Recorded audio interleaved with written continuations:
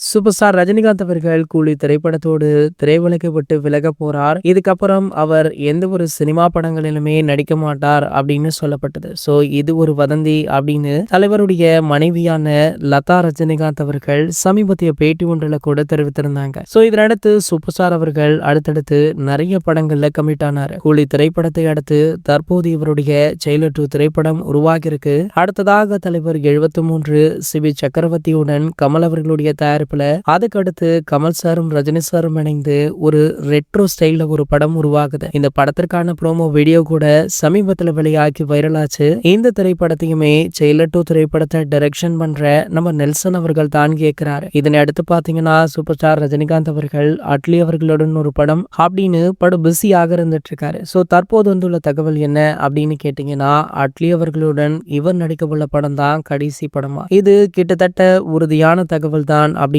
சொல்லப்படுது. அதாவது இன்னும் 3 ஆண்டுகள்ல சூப்பர் ஸ்டார் அவர்கள் ரிட்டையர் ஆக உள்ளார் அப்படிங்கிற தகவல் ஒட்டுமொத்த சினிமா ரசிகர்களையுமே அதிர்ச்சியில ஆழ்த்திருக்கு. இதற்கு மிக முக்கிய காரணமாக பார்க்கப்படுவது சூப்பர் ஸ்டாருடைய வயது முதிர்வு அப்படின்ற ஒரு காரணம் ஒரு பக்கம் இருந்தாலுமே சூப்பர் ஸ்டார் அவர்கள் அவருடைய பிள்ளைகளுடன் மீதி உள்ள காலத்தை செலவழிக்க விரும்புறாரா. சோ ஆகையால தான் சூப்பர் ஸ்டார் அவர்கள் சினிமாவை விட்டு விலகி முழு நேரமாக அவருடைய குடும்பத்துடன் நேரத்தை செலவிட்டு ஓய்வெடுக்கலாம் அப்படின்னு முடிவு பண்ணிருக்காரு. சோ சூப்பர் ஸ்டாருடைய இந்த முடிவை பத்தி நீங்க என்ன நினைக்கிறீங்க அப்படின்றத கீழே உள்ள கமெண்ட் செக்ஷன்ல கமெண்ட் பண்ணிட்டு நம்மளுடைய சேனலை மறக்காம சப்ஸ்கிரைப் பண்ணிக்கோங்க.